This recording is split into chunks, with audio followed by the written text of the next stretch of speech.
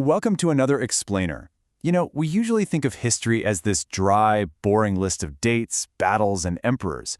But what happens when the person writing that history is actually a traumatized survivor of a brutal political purge? Well, today we're examining the dark, suspenseful life of Rome's greatest historian, Publius Cornelius Tacitus.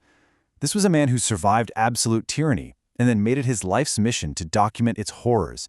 We're looking at someone who didn't just record the facts of the Roman Empire, he diagnosed its psychological decay. Just listen to this chilling observation, which Tacitus puts right into the mouth of a British chieftain named Calgacus. To ravage, to slaughter, to usurp under false titles, they call empire, and where they make a desert, they call it peace. It instantly plunges us into the gritty, brutal reality of the Roman imperial machine that Tacitus was desperately trying to expose. It's honestly one of the most blistering critiques of imperialism ever written, and it tells you immediately that Tacitus was absolutely not your average Roman cheerleader. He saw straight through the propaganda of the Pax Romana, the Roman peace, and recognized the immense human cost of absolute power. So to really understand who Tacitus was, we actually have to start with the psychological trauma he went through during the 15-year reign of terror under the highly paranoid Emperor Domitian. Between 81 and 96 AD, Domitian ruled Rome with an absolute iron fist. It was a time of intense censorship, where simply speaking your mind could literally get you killed. The emperor relied on a massive network of informers to eliminate his perceived enemies right within the Senate, and Tacitus lived right through the thick of this suffocating atmosphere of fear. The absolutely crucial takeaway here is the deep shame and complicity Tacitus felt about his survival. As a Roman senator, he was forced to watch and, in some ways, participate in the execution of his innocent peers just to save his own life.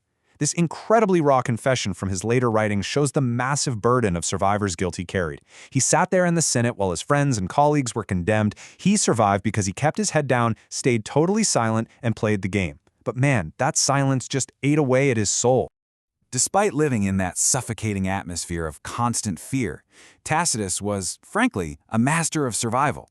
He quietly navigated a truly deadly political landscape. See, he wasn't some rebel shouting from the rooftops. He was a political insider, deeply embedded in the very system he would later fiercely critique. He understood the exact mechanics of Roman power because he was one of the men operating the levers.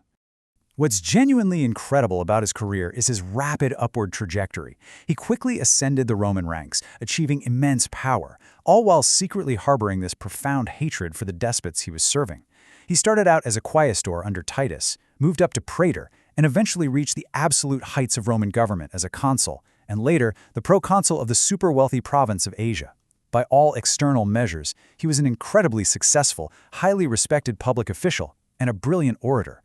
Now, how did he pull this off? Well, his provincial origins and a highly strategic marriage into a top military family gave him the perfect protected vantage point to quietly observe the empire's extreme corruption. He wasn't from the old ancient nobility of the city of Rome. His family was likely from Gaul or northern Italy, but marrying the daughter of Gnaeus Julius Agricola, the famous general who actually conquered much of Britain, was a massive boost for him. It aligned him with immense military prestige, which more than likely helped shield him during the absolute darkest days of Domitian's purges. Then, in 96 AD, Domitian was assassinated. The terror finally ended.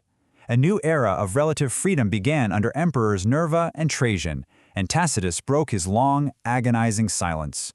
He seized this new moment, turning his trauma into a relentless literary mission. He realized he had a deep duty to ensure that the horrors of the past, and the men who perpetrated them, were absolutely never forgotten. His two massive masterworks brilliantly capture this huge historical scope. He shifts from the raw, chaotic military violence of the civil wars and the histories right into the suffocating psychological tyranny of emperors like Nero and Tiberius in the Annals. The histories really focus on that violent rupture of society when the armies suddenly realized they could make and unmake emperors at will. But the Annals, which he wrote later but covers an earlier time period, are arguably even darker. In it, he meticulously details exactly how the early emperors slowly dismantled the republic from the inside out, replacing traditional freedom with overwhelming fear. But before tackling those massive historical volumes, he wrote a few piercing shorter works. He used these to really contrast the lost liberties of the republic with the moral decay of his own society. The Agricola is part loving biography of his father-in-law and part devastating critique of empire. The Germania is fascinating. He describes the Germanic tribes as fierce and pure, acting almost like a mirror to show the Romans just how soft and corrupt they had become. And his dialogus argues that great oratory and free speech essentially died the exact moment Rome traded its republic for an emperor. Now, when writing all of this, he famously claimed to work entirely impartially, without anger or zeal. He wanted to be seen as totally objective, relying strictly on official Senate minutes, government acts, and survivor memoirs. He really dug into the Acta Senatus and the writings of political martyrs. But, as anyone who actually reads Tacitus quickly figures out, right beneath that formal declaration of neutrality burns a very intense, deeply cynical moral judgment of the people he's writing about.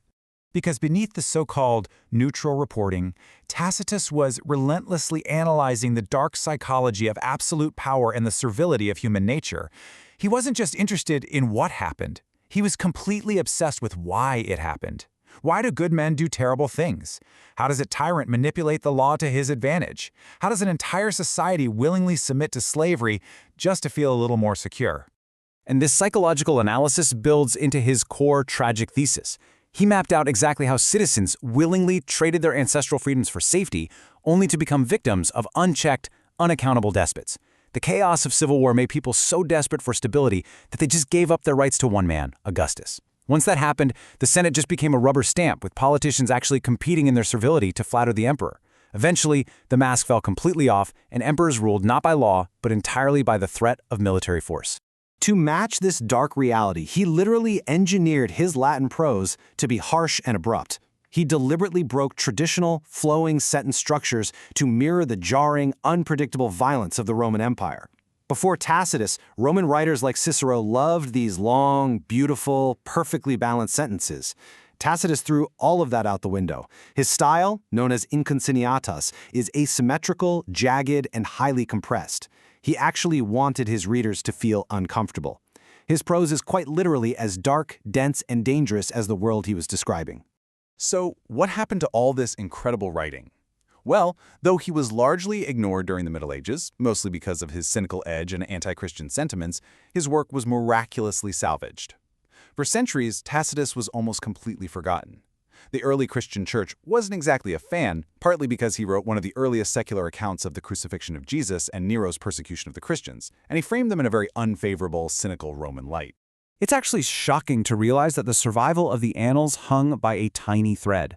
It was preserved through just 2 isolated manuscripts found in Corvey Abbey and Monte Cassino. Think about how incredibly fragile history is for a second. The first half survived in just 1 single manuscript in Germany, and the second half in just 1 single manuscript in Italy. If a fire had broken out or a careless monk had just tossed those away, one of the most important records of human political history would have vanished forever, literally just gone. Upon its rediscovery in the Renaissance, his writing ignited a massive debate called Tacitism. It literally split readers right down the middle, into those who saw a dictator's playbook and those who saw a champion of freedom. It's absolutely fascinating. The Black Tacitists thought he was secretly teaching monarchs how to be ruthless, effective tyrants, like a Machiavellian guide. But the Red Tacitists believed he was actually writing a massive warning to the public, exposing the filthy tricks of dictators, so that citizens could defend their liberties. So, as we wrap up this explainer, I want to leave you with a final, somewhat haunting thought. I urge you to look at our own modern political realities through the enduring, cynical eyes of Tacitus.